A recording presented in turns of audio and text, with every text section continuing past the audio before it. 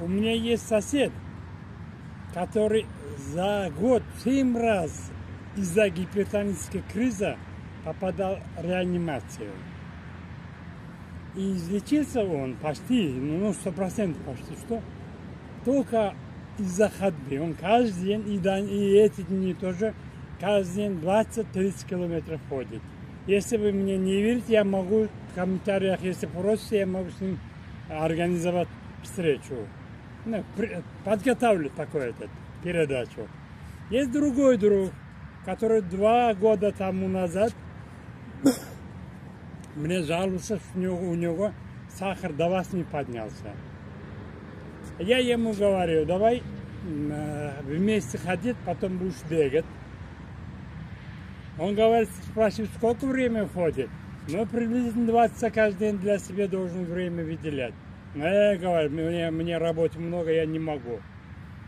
А сейчас несколько лет прошло, он 24 часа он не может работать, такую работу. Постоянно принимает уже многочисленные лекарства. Уже у него и гипертоническая болезнь, и ишемическая болезнь сердца, и печень, плохой анализ.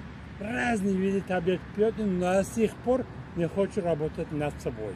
20 времени жалеет на себе. Тоже могу организовать встречу, только он в другом государстве. Если попросить, я могу передачу тоже подготовить. Если человек не может ежедневно хотя бы 20 для своего тела, своего сознания не может выделять, значит он неинтересной жизнью живет. Просто как работяга, он всю жизнь свою посвятил к этой работе, которая может дать большую прибыль, но это, конечно, большой радости не дает.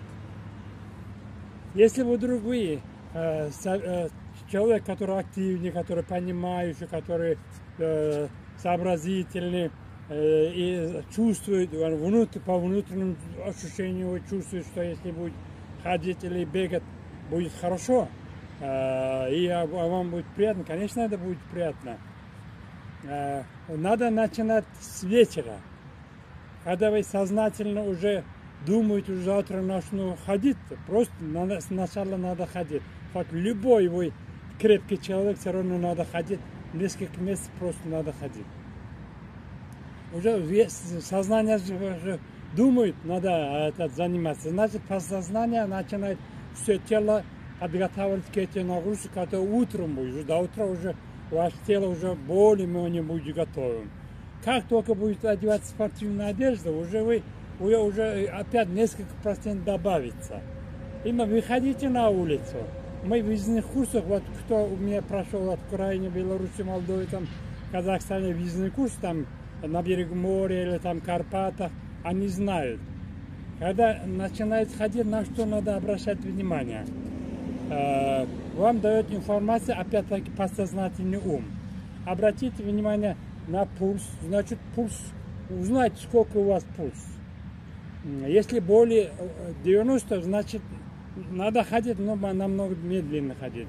И обратите внимание еще на частоту дыхания. Если до 10, это более-менее. Если до 15, это уже, более 10 до 15, это тоже терпимо. Но если после, за 15, значит, до 20, значит, вы должны знать, что вы такой большой нагрузкой и долгое время не должны ходить. Тем более медленно бегать. Когда вы ходите или медленно бегаете, на что вы будете обращать внимание? Ваш подсознательный ум постоянно должен общаться с сознательным умом, с подсознательным умом. А информация, которую дает подсознательный ум, выражается в частоте дыхания и частоте пульса. Вы за пульсом не можете следить.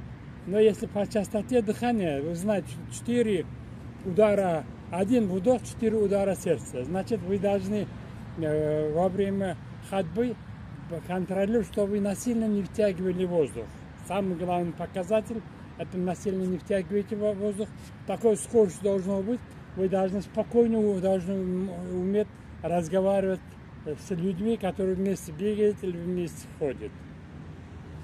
Потом, бег же это все равно ускоряется этот кровоток, учащается дыхание, значит, тело будет согреваться. Значит, периодически можете делать просто, но те, которые у меня проходят и знают, как заполнять полным объемом, и как может контролировать частоту, глубину дыхания, они знают. Но те, которые не занимались у меня, знают, что периодически, когда чувствуют, что тело греется, можете через рот дышать. Просто делать вдох через рот очень медленнее, не насильственно, но длиннее надо. Тогда тело будет охлаждаться. Но есть такие пранаямы, которые считали, когда вы через трубочку так считали через этот